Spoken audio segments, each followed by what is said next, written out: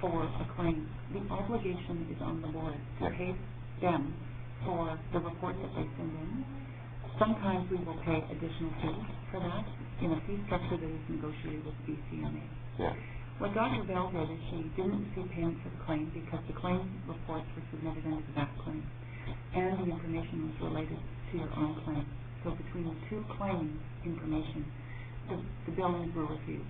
So you clarified that with her? Yeah. We will accept all the billings on information that is submitted. We have requested from her that she send all the billing information into your own claim because it is a significant claim too. Yeah. So we have requested that she provide that information. We can copy and move information from file to file, but we didn't want to have that happen to you or to her again. Yeah. Part of the reason that we aren't in a position to look at other things a second time or have new information to consider, if we don't have the information, we can't consider. And as my colleague has said, we're an inquiry-based model. If we receive information, the obligation is on us to inquire as to what the opportunity is and whether it's covered within the industry. That's why my family doctor kind of gave up on the time. She was just getting tired of it. Being told she wasn't qualified to tell me this or tell me that. Her and Jim Whitehead, after Dr. Gershman's report, had some very heated words, whereupon then Lauren's vocational rehabilitation consultant Jim Whitehead felt the need to inform Dr. Scruton that she wasn't qualified to state what Lauren's disabilities or diseases were, but just related to his work limitations. I do have various comments where Dr. Scruton has sent discharge reports and various other reports where she has stated, this man feels like he's beating his head against a brick wall. What's going on here? I'm not, Dr. Gershman or whomever saying that I'm not adequate to the diagnosis for Lauren. And there seems to be a lot of, Lauren did his own diagnosis, so all the doctors concur with Lauren, and that's just it, so we're not going to accept it. Against Dr. Gershman. Now, there is a very serious issue. Cause and positions of surgeons. There is. Yep. Yes, we do, actually. We have the original report that he sent to WorkSafe BC, and we have the original report here at Summit. They are the exact same reports, but when you go over the report, you will notice that I've marked numerous things and that I've labeled numerous things, and that's because there's words that are just plain missing, sentences that just aren't there. And one of the biggest ones that Dr. Gershman is report is the fact that he seems to base it solely on Dr. Thurston's psychology report. And he seems to have left out from the discharge report to actually the report some of it. It would be good for Lawrence to go for some CT scans to find out why he's having the lesions and the calcification that I think Dr. Van Fetter said that he should go for. But left that right out in the report to you guys. They're actually, if you have it, both of them are signed by Dr. Gershman. Both of them have the exact same date and were faxed the exact same day.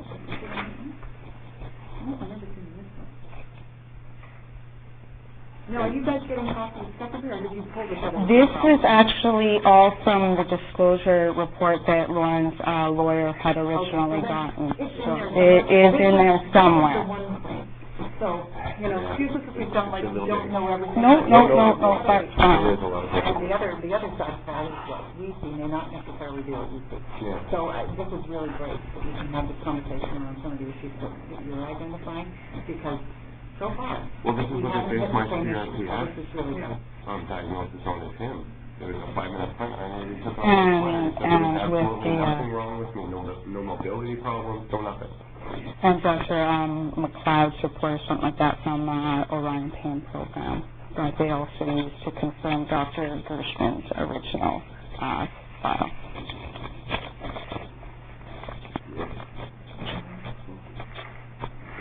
No, just give me a minute. I just want to read this. They are the exact same report. You're just kind of one of them is missing some stuff, and the other one's not.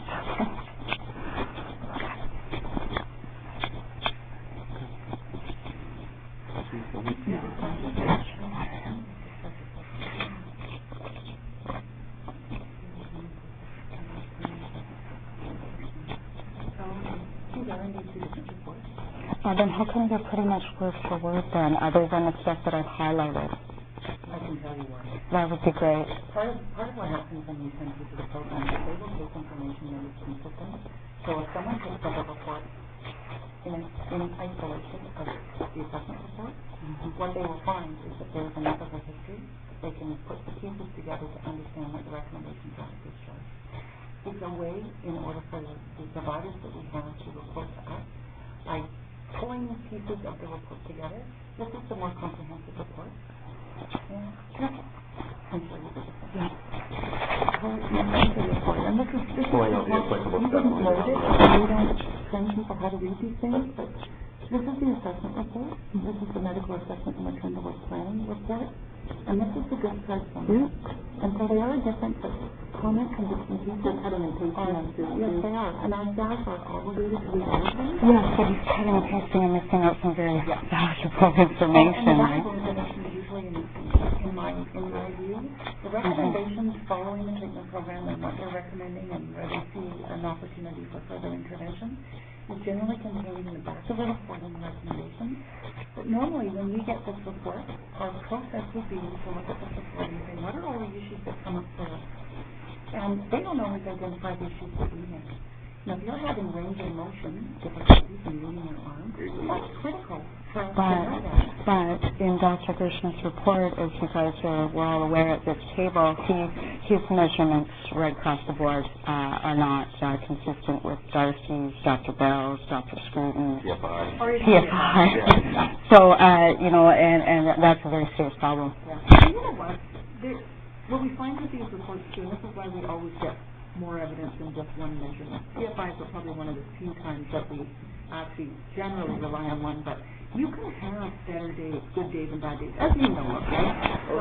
So, it's possible, and you guys can deal with the complaints and all that. You could have presented to him, or you could have seen me do something that formed his opinion. I can't comment, wasn't there. He had no medical evidence. He didn't receive my medical file until weeks after my appointment. Which he did state in his report that he didn't actually receive any medical history on Lauren until after he had seen him, right? So and that's not good in itself, too, because then he's coming at this blind. And he's employed by you as one of your doctors. Well, yeah. I mean, for and if you go research actually him through Racer MDs and a few other sites, there's no difference in anyone else saying the stuff he's done it to quite a few people. And more than just Lauren, right? So, yeah. To deal with Lauren's issue. So that's a huge issue on the table for Lauren, of course. The nature is the CRPS. It's slam dunk, it's cut and dry, and there's no getting around it. Lauren does have it, and he's got it in both arms now. It might not be CRPS type 1 or type 2, but it is definitely major calcalgia, which falls right underneath CRPS type 2, where there's a clear indication that there's a lesion and it's cut nerves and tendons and ligaments, which is more than evident with Lauren's elbow. So with, and the scaphoid, of course, which also houses a major cluster of nerves. So, that is a huge issue for Lauren is the acceptance and the acknowledgement that yes, he does in fact have this disease. Yes, it is a very real issue in his life and something that he faces every day. Can I just jump in there? We talked earlier about what we can and what we can't do. Yeah. I'm not suggesting that we can't perhaps have you assessed one more time and have you assessed by somebody else for that condition. But what I can't see is there's new information. I can't promise you that. What I can tell you, however, is that the appellate bodies have said it doesn't exist. There needs to be, from our perspective, new evidence to say it wasn't considered. It's Dr. Gershman's report. We're not basing it on Dr. Gershman's report alone. So when the decisions are made at the PFI exam that you had and measurements are taken and people look, there are people that we do have a strict criteria for acceptance of the condition.